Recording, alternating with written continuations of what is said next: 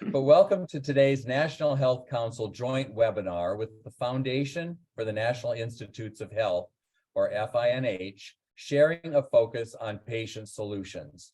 And I'm delighted that in a minute I'll have the opportunity to introduce Dr. Julie Gerberding, who is just a very, very good friend to the National Health Council and its members, and also held in high esteem, longtime colleague who has always been at the forefront of advancing patient interests in research and their well-being. But I'm Randy Ruta, Chief Executive Officer for the National Health Council. As is our practice, please note we will be recording today's presentation so that it will be available on the website for those colleagues that are not able to participate today. Before I get started, I will have a couple announcements to share with you about upcoming events. First, Deloitte will be leading a cybersecurity webinar on Wednesday, November 9th from 4 p.m. to 5 p.m. Eastern Time to provide advice on how you can protect your systems and data. Now, we invite you and staff responsible for data and IT in your organizations to attend. Please bring your questions and get more information on the steps that you can take to ensure that your organizations are protected from cyber threats. Feel free to contact Bob Scott for more information. And then in addition, please save the date for our 102nd annual membership meeting and luncheon from noon to 2 p.m. on Tuesday, December 6th at the St. Regis Hotel in Washington, D.C. It's been our tradition to meet there and have our board meeting and then our annual membership meeting following. Prior to COVID, it was a very well attended and exciting event. I really encourage you to attend again this year now that we're back in person. All NHC members are welcome to attend. Our annual membership meeting is a working meeting where you'll be asked to vote on our budget for 2023, our board, in terms of our governance leadership. Come prepared to really help set the agenda for us and the leadership framework for us in the year ahead. Registration of information is available in the chat, and I really do hope to see you all there. So now let me introduce our speaker for today. As I mentioned, Dr. Julie Gerberding joined the FINH as CEO on May 16, 2022. She served before that as Chief Patient Officer and Executive Vice President, Population Health and Sustainability at Merck. She's a long-time and, as I say, highly valued and esteemed friend and leader. She was responsible at Merck for patient engagement, corporate social responsibility, environmental, social, governance issues, and other functions. Formerly, Dr. Gerberding oversaw global public policy and strategic communications for the company. She joined Merck in 2010 as president of Merck Vaccines and was instrumental in increasing access to the company's vaccines to people around the world. Previously, Dr. Gerberding was director of the Centers for Disease Control and Prevention, where she led the agency through 40 emergency responses to public health crises, including the SARS-CoV-1 outbreak. She serves on the board of the National Health Council, for which we're very grateful, as well as the Mayo Clinic, Case Western Reserve University, Afternext, Health Tech, and HillVax. She also chairs the Center for Strategic and International Studies Commission on Strengthening America's Health Security. Please, during her presentation, post your questions and comments to the chat, and we will include those in our discussion today. So with that, Julie, if you're ready, let me just jump in and ask you about the work of FINH. What is it that you do? How is it different from the various institutes that comprise the NIH? Please enlighten us. Thanks, Randy. And first, let me say that I'm very proud and honored to be on the board of the NHC. At our first board meeting, I was already inspired by the important work, but also the collaborative spirit and how your leadership is really working in some pretty difficult policy times to make sure that the voices of our patients and our patient organizations are represented in the policy process, but also to build skills and have some fun in the process. So I'm honored, and it's just wonderful to have a chance to speak with you and other members of the NHC. So yeah, I'm new at the FNIH, so I don't pretend to have all the answers yet, but technically I'm well past my 100 days of onboarding. So, I have to stop trying to play innocent across the board. What I can tell you about the foundation is that it is an independent 501c3 organization, although it was chartered by Congress. So we do have congressional authority. And the main reason Congress created the FNIH was because our mission is to support the NIH and to help them do the things that a government agency really can't do alone. One of those things is to really build the kind of private-public partnerships that help accelerate science and allow more players in both the private and public sector to come together, share resources, but also perspectives and ideas, and try to focus that effort on some of the most vexing problems. Now, sometimes people have a hard time with this because they say, well, my goodness, the NIH budget is so huge. What could a small foundation actually contribute to that? But, the government can't really take money from the private sector. And yet sometimes you need multiple partners at the table. And sometimes there are things that the NIH just can't or isn't equipped to do. So we really try to bridge that gap.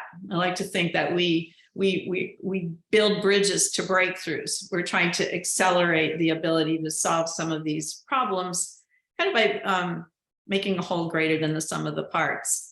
And I think what I've learned so far is the FNIH has a pretty good track record of doing that. I think we've raised about $1.4 billion over the last decade or so. We have funded several visible partnerships that some of you might be aware of. One large set of our programs are known as the AMPS, and that stands for Accelerating Medicines Programs. And this is a pre-competitive opportunity for private and public partners to come to the table, look at really challenging diseases like Alzheimer's and Parkinson's, schizophrenia, chronic metabolic diseases, cancers, and really think, how can we identify new pathways, new targets, new ways of understanding the potential for innovative medicines and sometimes vaccines to be created and tested. But also by having the FDA at the table, it's possible to help determine the regulatory approach and smooth the path toward moving products into more efficient and safer clinical trials for patients. Another big frame of work that I'm really excited about is, of course, the Biomarkers Consortium. And we have a lot of partners in biomarkers, including some of the members of the NHC. But the Biomarkers Consortium really works on how can we identify, I guess you would say, surrogates that help segment patients into those most likely to benefit from a therapy versus those not, or segment patients based on prognosis, who's likely to have the worst outcomes absent treatment, so we can define the appropriate treatment for them, or surrogates of efficacy so that we can run the most efficient trials and try to accomplish drug approvals faster. It's a way of getting in a more efficient and safer manner to precision medicine. And there are a number of programs in that space that have had already significant impacts on getting validated biomarkers, but also FDA qualified biomarkers, which means they would be acceptable as endpoints or markers in clinical trials. So that's an ongoing effort and is one that I think delivers a lot of value for patients. And lastly, I'll just mention active. Not very many people know that kind of behind the scenes, the FNIH worked with the NIH and many partners in the space of coronavirus to help build the clinical trials networks, master protocols, and lead the efforts to speed the development of antivirals and immunologics for COVID. I think the team screened more than 800 compounds for the potential value. 29 clinical trials were fully enrolled and data are coming out. 6 products so far have been found to be useful. And it's also helpful to know those that weren't found to be useful, of course.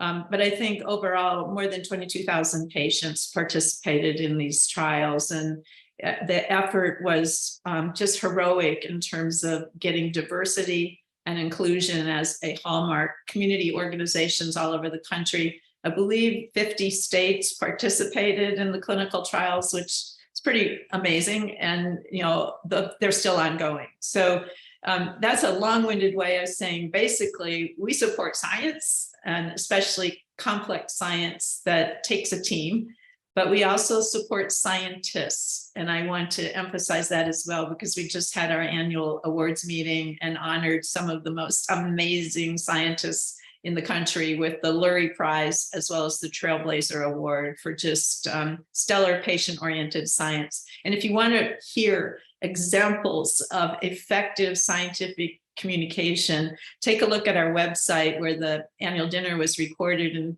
fast forward if you want to the part on the program. We are presenting the Trailblazer Award and the Lurie Prize Award winners, because these scientists were just amazing, and their patient focus was inspiring to everyone in the room. So really exciting personally for me to see that come across as really a core part of our work as well. Julie, that it's so impressive. I mean, the breadth of the work, but then the granularity, how relevant and specific the contribution is that FNIH is making is just really heartening. And I know we had our Science of Patient Engagement Symposium that overlapped exactly on top of your meeting. And so I was not able to hear those scientists be recognized, hear their personal stories. I have always found that to be so compelling. You know, these scientists that throughout their entire career may or may not, you know, strike gold relative to being able to make an impact on patients, but they're so committed, and I find that so reinforcing. I'll work with our team to see if we can't create a link or share an easy path to your website to really encourage our patient group partners to yeah, we'll see what we can, maybe we can find some snippets that would make that easy. That would be great. And as you know, so many of our National Health Council members are engaged in research themselves or support it. Some are collaborating with FNIH or the various institutes. And I think that science story, particularly for those scientists that really reinforce their commitment by virtue of patients and what it means to patients, it just lifts all of our spirits. And we're frankly, with our challenges, we need to be motivated, inspired by them. But, you know, with what you just described, you've just been there as CEO since May, and I know you're already thinking about some priorities that build on or expand or improve what FNIH has been doing. You want to share a little bit about some of those priorities? Well, thank you. And, you know, I'm blessed with having a wonderful predecessor. So Maria Freire was a fantastic leader who really brought the FNIH to its current level of excellence, and she built an outstanding team. So I've inherited a healthy organization, but nevertheless, we're ambitious and our board is ambitious. So we think that we can do more to have an impact on patients and caregivers and communities. So we're just really rounding out a strategy refresh. No big change in our mission, but obviously we feel like we can do more and probably do it faster and help be an accelerant of these bolder partnerships. So that's what we're working on right now. And just in a couple of really critical areas that I think would be of interest to many people who are also in the National Health Council. One of these areas is the Bespoke Gene Therapy Consortium, which is an effort to recognize that we're living in a world of very rare diseases, defined by people, you know, with less than 200,000 individuals affected, and usually 50 is more like it.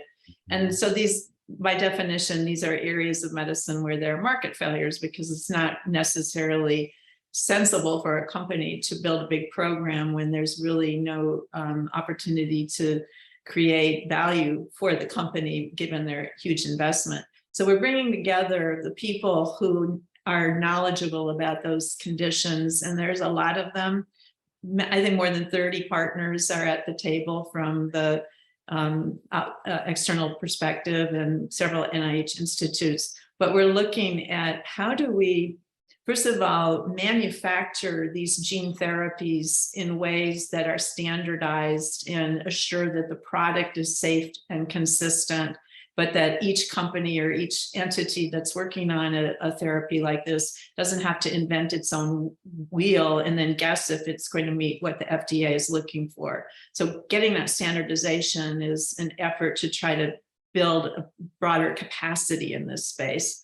Another dimension of that effort is a similar approach to identifying what are the criteria for approval, because it doesn't really make sense to do a phase 3 study when you're dealing with this kind of rare disease and these kinds of therapies. So how can we develop the sufficient safety and efficacy information to know when and how they should be used, and at the same time not be unrealistic about one size fits all in the approach to clinical development. So this is an incredibly exciting area, just on the cusp of leaning into the true promise of gene and cell therapy. So I think this is an area where you will see some expansion. Another important area is mental health.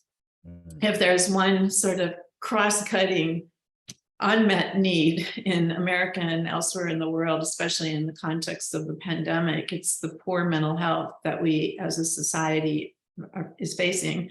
And we really need to move beyond kind of the subjective diagnostic criteria for mental health disorders and develop more of a precise precision medicine oriented approach to these conditions. But that's going to take a lot of work, and the National Institute of Mental Health is right on top of this and working hard to move some innovative programs forward. But we also need to build private-public partnerships to engage interest in drug development in these spaces, new targets, new biomarkers, and hopefully broader community engagement.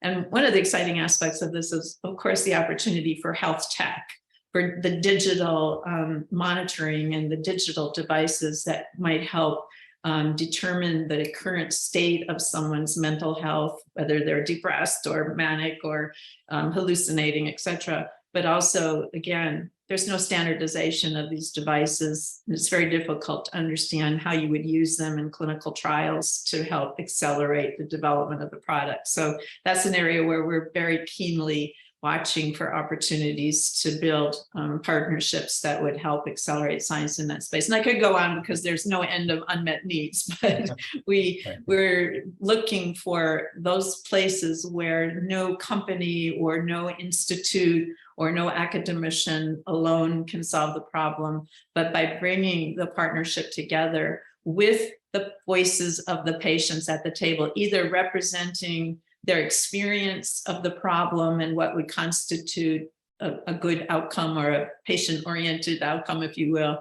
But also because many of our patient organizations, as you well know, are conducting their own research and have an opportunity to contribute to the design of the clinical studies or the pre-competitive research that may be going on. So that's one of the first things I'm trying to do, is to make sure from an end-to-end perspective that FNIH is there for the patients in a visible way, and that we're champions for that. But we also walk our own talk in the way we manage our partnerships, the way we build our employee competence in these areas, and the way we interact with the outside world, including the NHC. So we've got a lot to learn there, but it's going to be a really valuable thing to me personally. So I'm excited about it.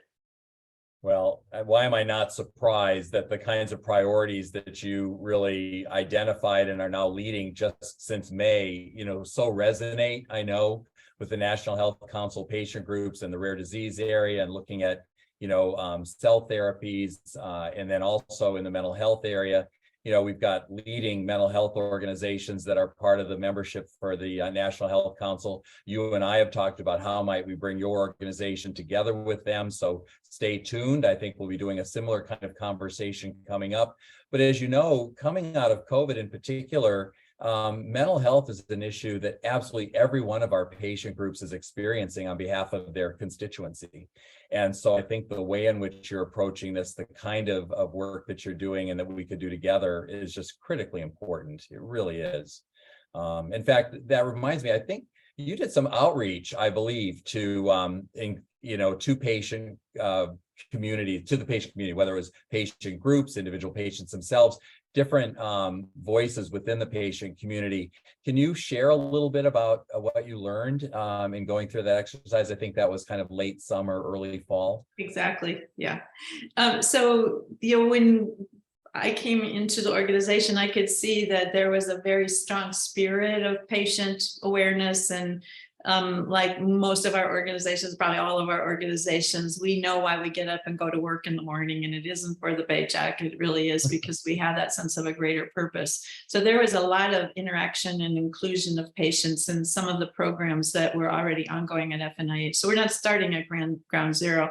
I just had the impression, kind of coming from my previous hat as the chief patient officer, that we could do even more and be more inclusive, both in the perspective of diversity, equity, inclusion, and access, but also in the diversity and inclusion of the voices and experiences of patients, the wisdom of the patients, if you will, in our planning.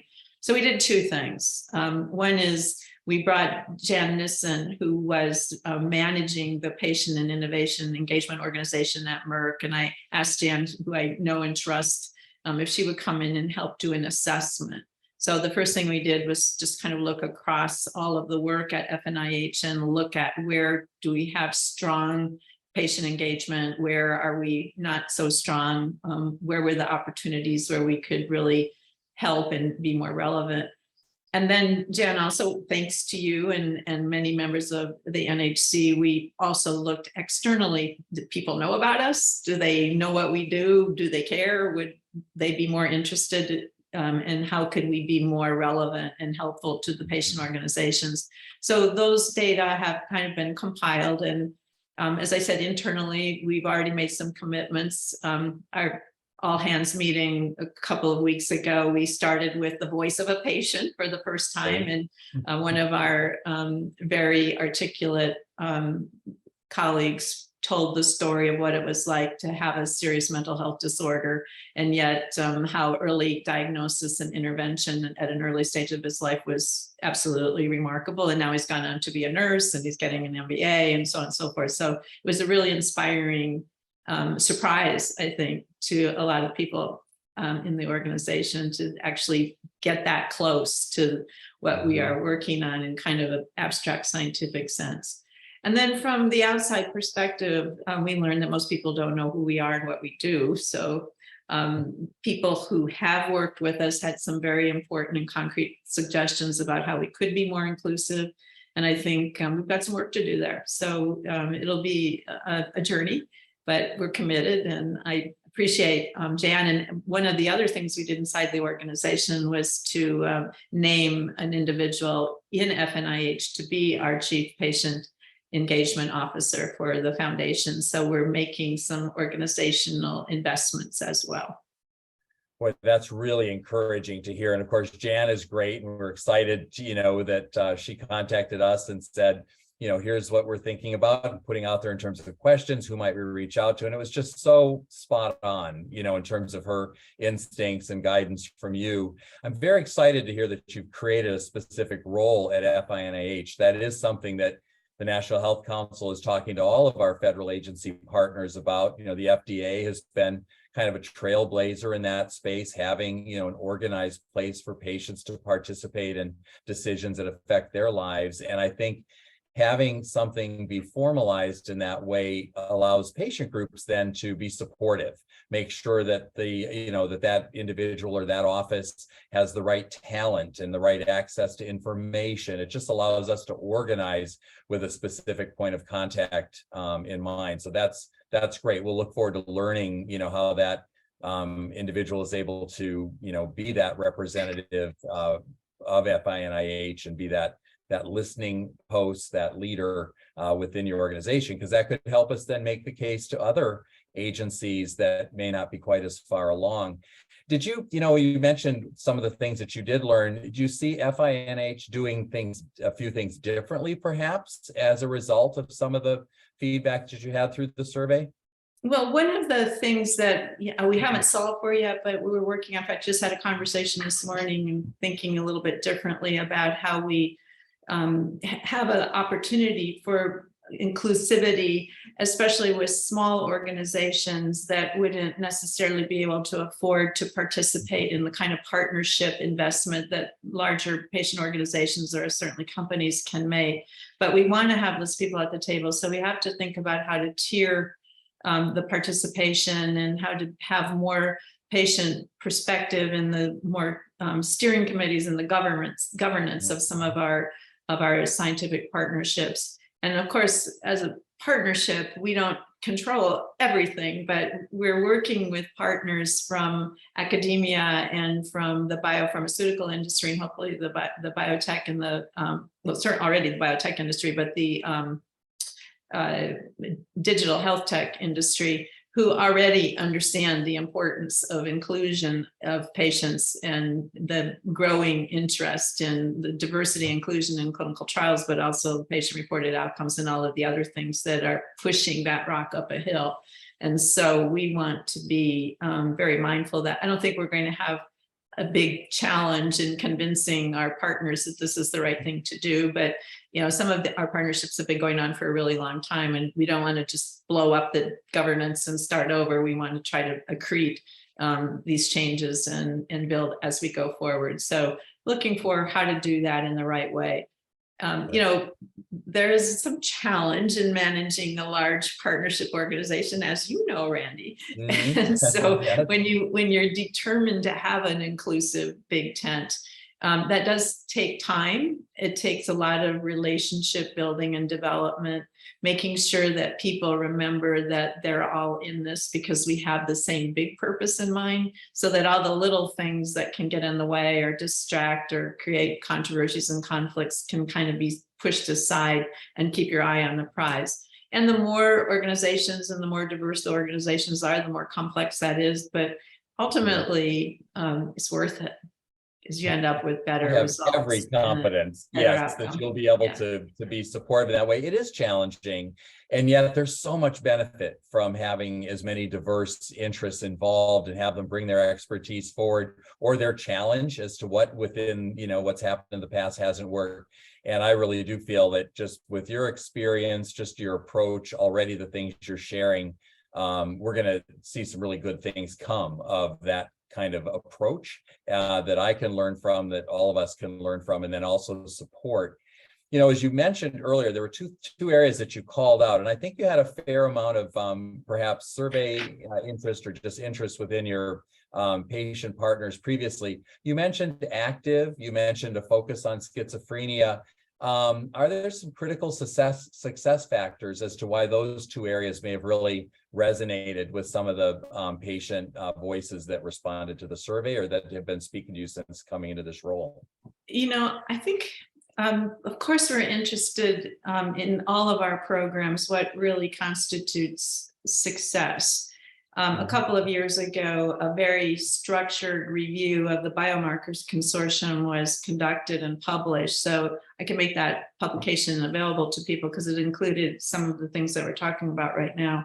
But I think broadly speaking, once you develop a mechanism where the planning for the partnership is participatory, and generally it doesn't always work this way, actually it's a little bit different, but generally people get asked, would you like to be part of this partnership? And it doesn't require much investment to participate in the planning phase. So I tend to get a large number of people who say, yeah, I'd like to pay into the process of participating and pulling this thing together.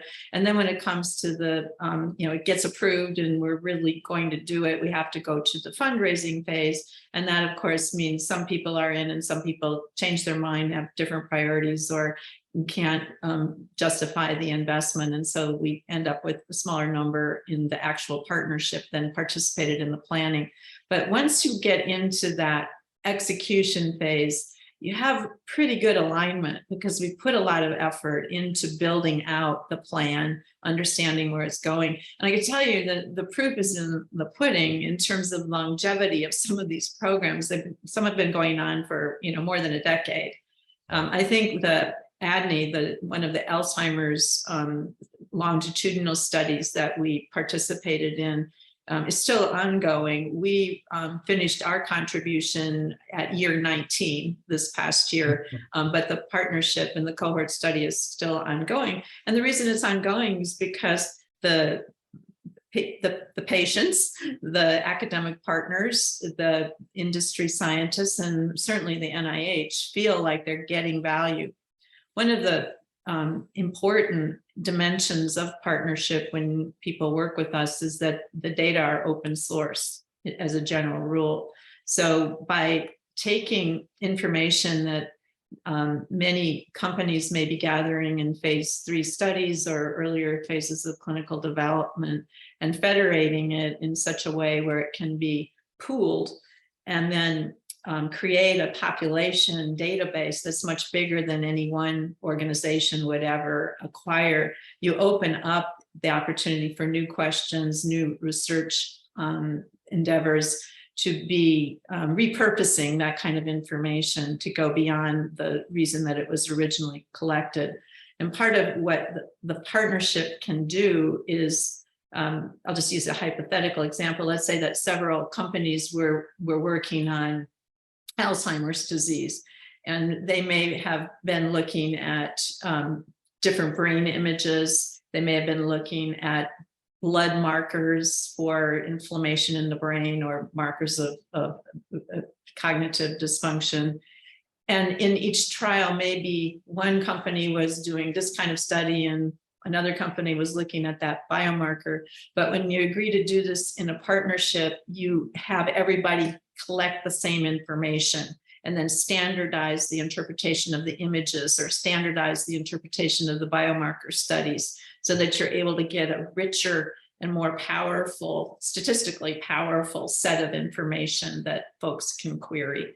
So that really kind of explodes the value of what information is being collected. And it's not just the partners who have access to it. So the information can be explored by other researchers and investigators as well. Boy, that's terrific. Just listening to what you're sharing there, these areas of focus, I think it just gives us some thought. I know I'll want to ask you some questions about engagement and how our patient group partners and others can really engage with the organization. Before I go there, though, I did want to ask you a little bit about the kind of support that's available to patients and families that are participating in NIH research. I think through the Friends of NIH and then also the SAFRA Lodge. So maybe you could share a little bit about, those supports that are in place for those patients to be able to participate in the important work that you and the institutes are doing. Yeah, and thank you for bringing up the Friends of NIH. They just had their annual party, a fundraising party, and the Friends of NIH is a separate organization, but we kind of are sisters, I would say. And the Friends are extremely important in helping patients and their families cope while they're receiving care at the clinical centers. And that support may be housing, it may be help with bill paying when they're unable to work, et cetera, et cetera. So it's all the things that are top of mind besides health when people are undergoing care for serious conditions. So the Friends of the NIH are extremely important to the patients and the patient experience in the care environment. And then there's the NIH SAFRA Lodge. Again, not many people may be familiar with the SAFRA Lodge. Mrs. SAFRA was a wonderful woman and philanthropist, and many years ago understood how there was really no place for the families of the adults who were receiving care at the clinical center. We have the Children's Inn for the families of children who are in care, but she took it upon herself to initiate the process of helping to raise money to develop and furnish the SAFRA Lodge, which is a beautiful on campus, but a beautiful facility for supporting families and loved ones of people who are receiving care. And the FNIH has been responsible for investing the SAFRA contribution and endowment over a long period of time. We're in the process right now of rehabilitating some aspects of the lodge and helping with the landscaping, et cetera. So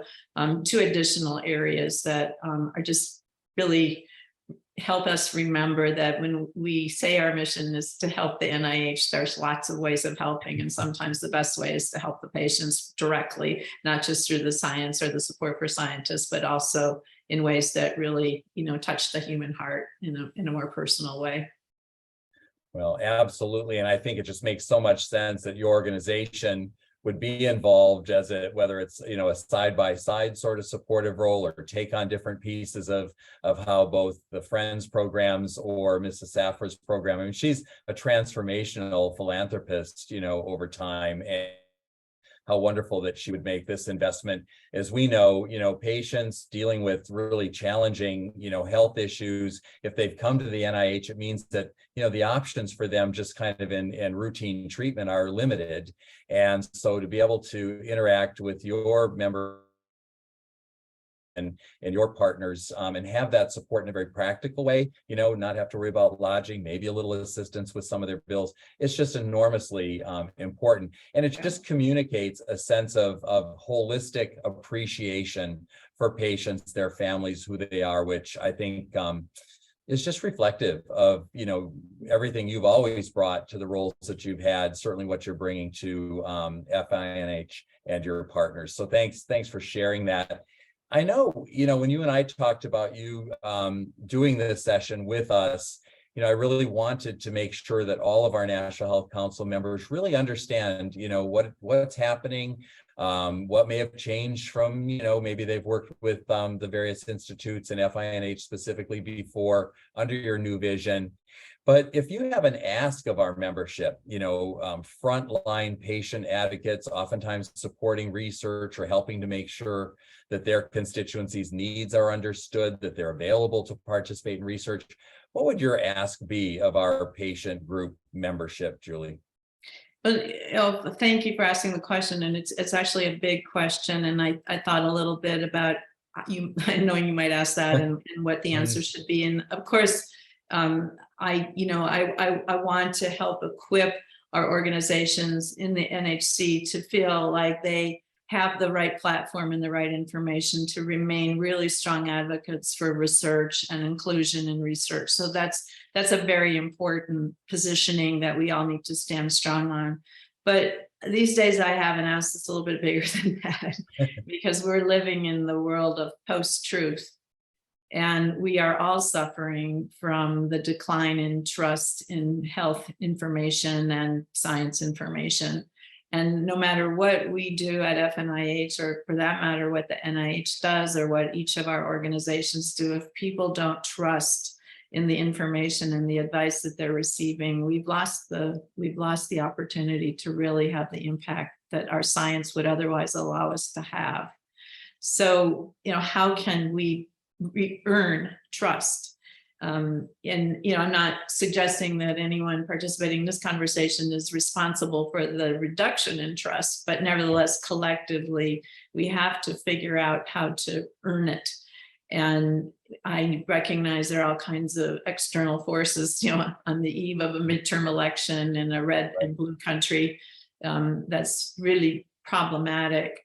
But because of your leadership, Randy, and you're contributing to a coalition that we're developing.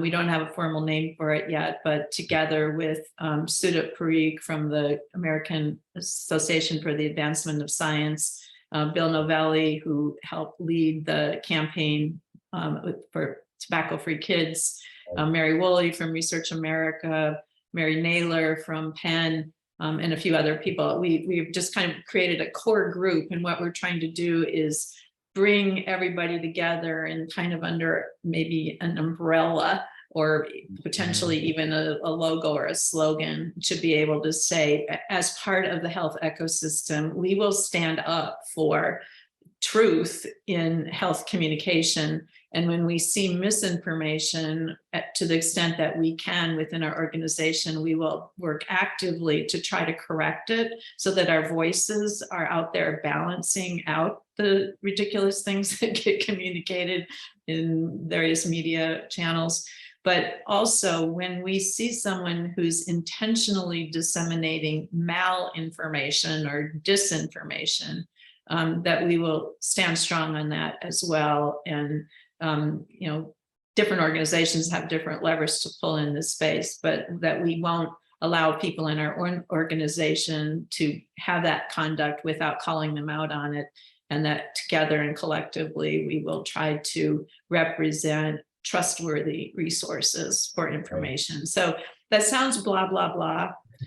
But, if you, one of the things we're starting with is really trying to understand what people are already doing to help support trust in science. And the more we talk to individual organizations, the more we found out everybody's doing something, but it's not really adding up to a big impact because it's kind of scattered. So by getting a handle on who's doing what at the community or the large organizational level, maybe we could figure out what's having the biggest impact, and we could join forces or see where the gaps were and figure out how we might be able to focus in on those areas that are really being overlooked.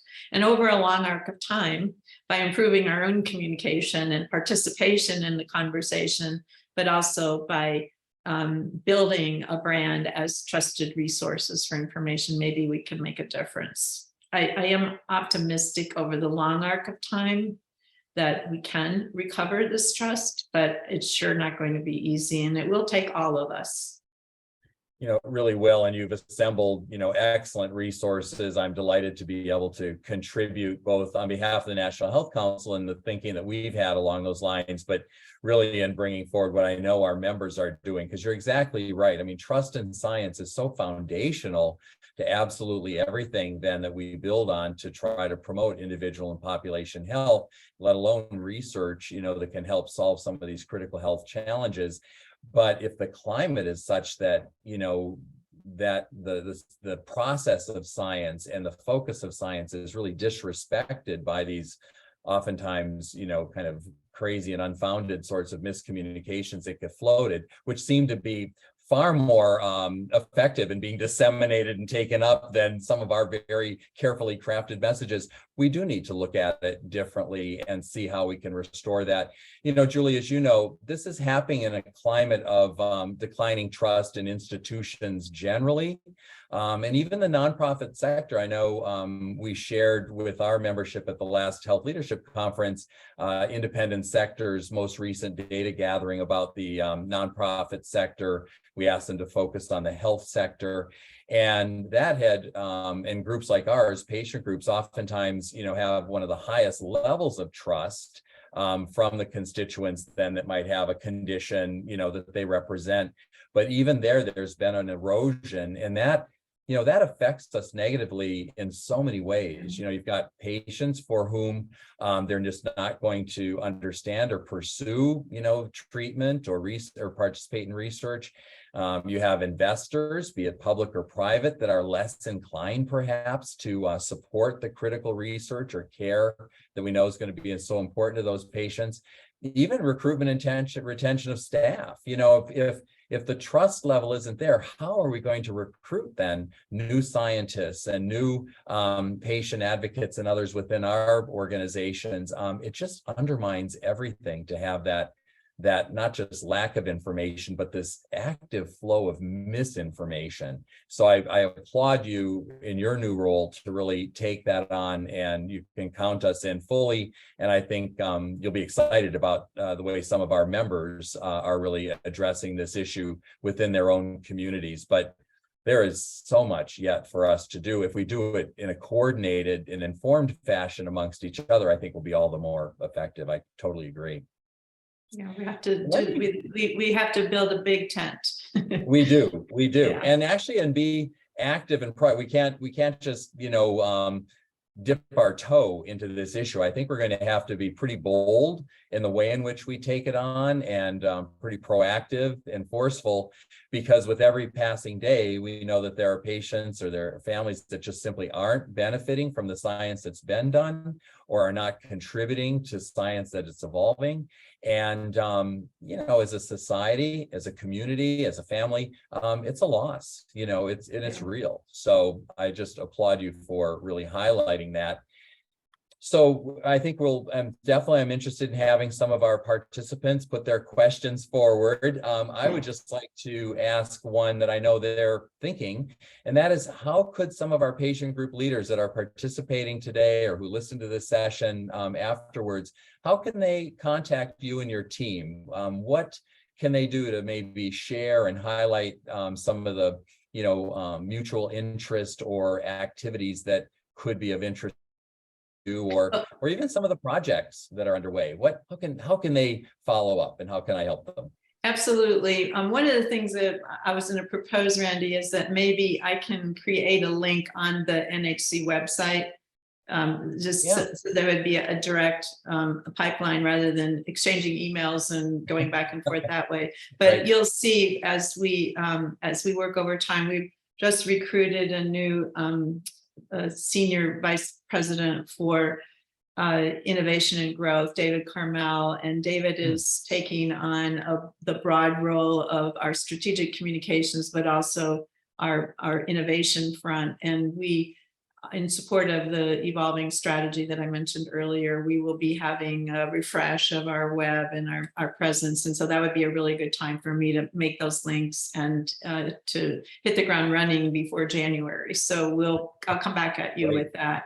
I think the other thing is we do have a lot of information on our web about our programs. And if you have any specific programs or any advice that you didn't have a chance to provide when we were conducting the formal survey, but how we can do more to be inclusive in our research projects and partnerships, right now, just email me, and I'm easy because my name is J. Gerberding at FNIH.org. And it is org, not gov, please. Right. So, but it's just my initial, my last name at FNIH.org, and I can relay, your question or your perspectives to the people that are working on this with me or to the right project officers. So don't want to delay, but I just I recognize that our information online isn't quite focused yet on the patient interface or the patient organization interface. So we'll make sure that we work on that quickly. Well, that's really encouraging. And one thing you and I've talked about, but I'll follow up with your, through your email. The National Health Council, as you know, and many of its members have been very involved in trying to develop evidence-based models, do research that really helps us understand patient engagement and patient-centered core impact sets, really measuring what is it that's important to patients in terms of their outcomes. And oftentimes that's much more holistic than maybe a single researcher or payer might be focused on. We did develop a really promising, I think, evidence-based model for patient experience mapping. How novel, right? Ask the patient what their experience has been as perhaps a starting point or a data point, and then trying to do better or understand differently. And so, there's that, as well as, I believe, we also have tools and resources on real world evidence and patient preference and shared decision making. I would love to bring that forward to you. And I say that not that it's all about the National Health Council, but our members and partners throughout, our community contributed to the development and now the application of those tools. I think there could be some real value, particularly now that you've got a person really is focusing on patient engagement, to maybe sit down and review those tools and what we've learned as a contribution we might be able to make to your organization's ongoing success. Thank you, and I will bring that back to Tanya. In fact, I will make sure that you're formally introduced to her. I didn't ask her permission to provide her email, etc. on this conversation. I was remiss in not preparing for that, but I'm sure she won't object. I just want to make sure that I don't get out ahead of her skis, which I sometimes have a tendency to do.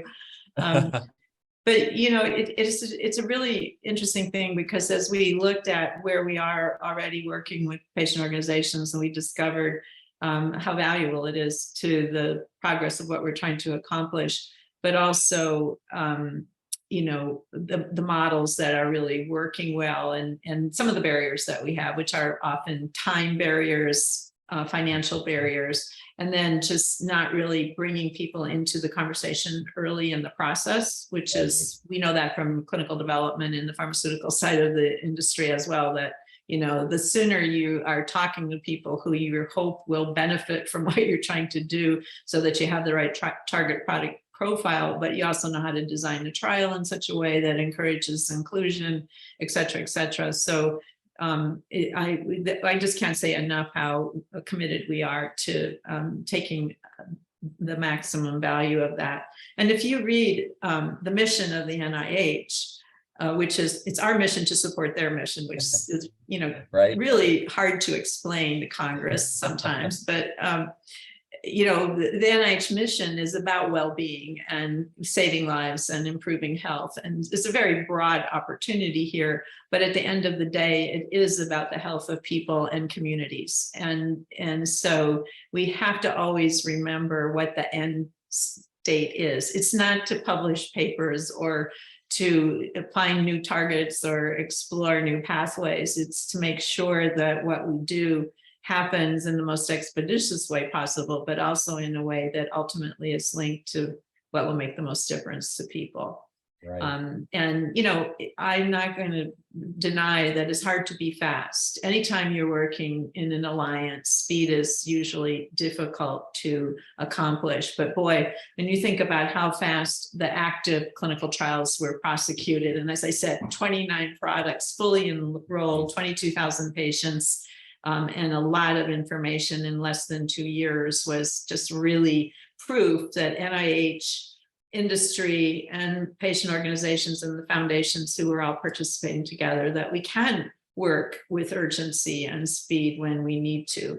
And that's a model that we hope to learn from, so that we can borrow from it in a few other places where we might benefit from some acceleration.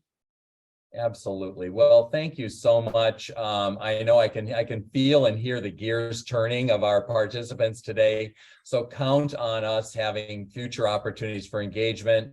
We are absolutely a core constituency of FINH and your leadership there, as a partner, as an advocate, as a communicator. Just count us in as part of that village that it truly will take for all of us to kind of get the participation research, the trust in research and science, and the ultimately the results, the impact that means on the lives of our fellow citizens, oftentimes our neighbors and families. So Julie, I can't thank you enough for taking this time.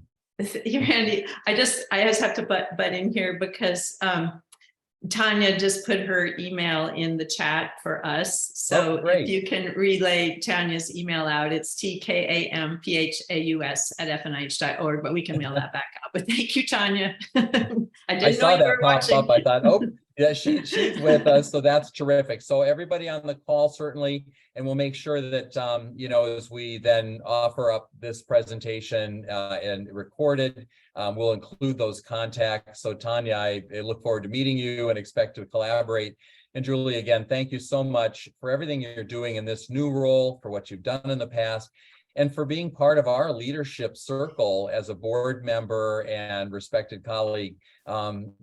It's not an easy environment that we're operating in, but it's a very promising one. And I think coming back to your comment, those bench scientists, these folks that are getting up every day across the NIH system and at your organization, our organizations, we owe it to them to really convey their commitment, their compelling stories, and then the gaps that still exist would help them be more effective. So I can't thank you enough. I can't wait for us to take this forward.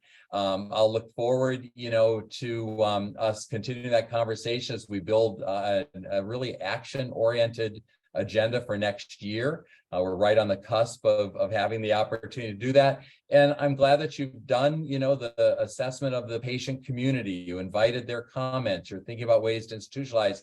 Just assume that we will build your next steps into the kinds of things that the National Health Council and its members plan to do in 2020. That's wonderful, Randy. Thank you. And really thank the members of the NHC for the really heartfelt work you do every day. It really matters. And I'm really proud to be a participant in the process. So thank you so much. Well, that's fantastic. And it's a wrap. So thank you so much. And enjoy the rest of your day.